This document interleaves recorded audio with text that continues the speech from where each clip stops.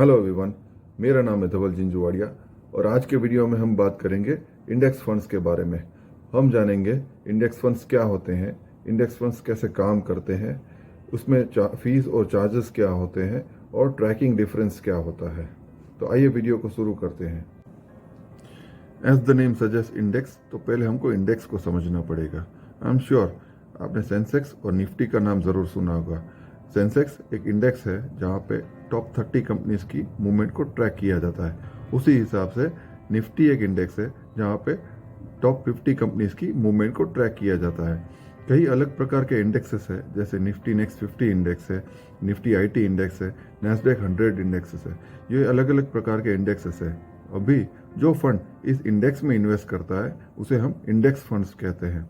अब index funds में एक क्लियर मैंडेट होता है कि फंड मैनेजर अपने हिसाब से कोई भी कॉल नहीं ले सकता, वो इंडेक्स के कॉन्स्टिट्यूएंट्स के हिसाब से ही उसमें इन्वेस्ट कर सकता है। उसका मैं आपको एक एग्जांपल बताता हूँ।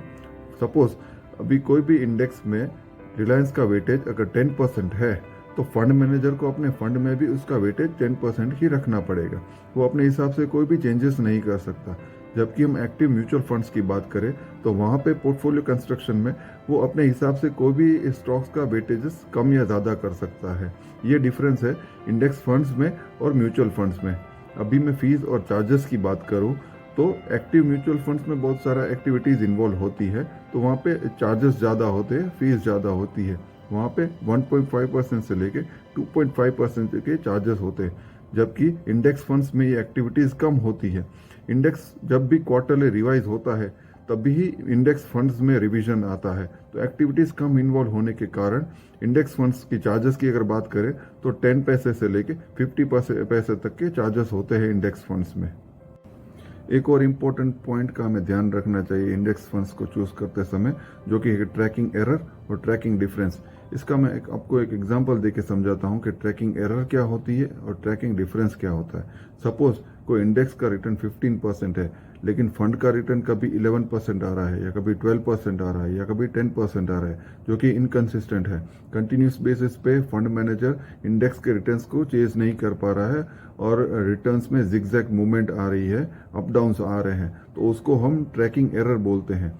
जबकि टेक्निकल टर्म्स में उसको हम स्टैंडर्ड डेविएशन भी कह सकते हैं। अब ट्रैकिंग डिफरेंस की बात करूं तो कोई इंडेक्स का रिटर्न अगर 15% है जबकि फंड का रिटर्न 14% या 14.5% है कंटिन्यूस बेसिस पे, जो कि 50 पैसे का डिफरेंस बना रहा है, तो उसको हम ट्रैकिंग डिफरेंस बोलते हैं। उसका भी एक रीज़न है, जब भी कोई फंड मैनेजर स्टॉक्स को बाय सेल करता है तो टाइमिंग डिले की वजह से या लिक्विडिटी की या स्टॉक्स अवेलेबिलिटी की डिले की वजह से जो भी डिफरेंस आता है उसकी वजह से ये ट्रैकिंग डिफरेंस बनता है। तो ये भी एक इम्पोर्टेंट पॉइंट है जिसका हमें ध्यान रखना चाहिए while selecting index funds. So finally हमने जाना कि इंडेक्स फंड्स क्या होते हैं, इंडेक्स फंड्स कैसे काम करते हैं और डिफरेंस क्या है एक्टिव म्यूचुअल फंड्स में और इंडेक्स फंड्स में।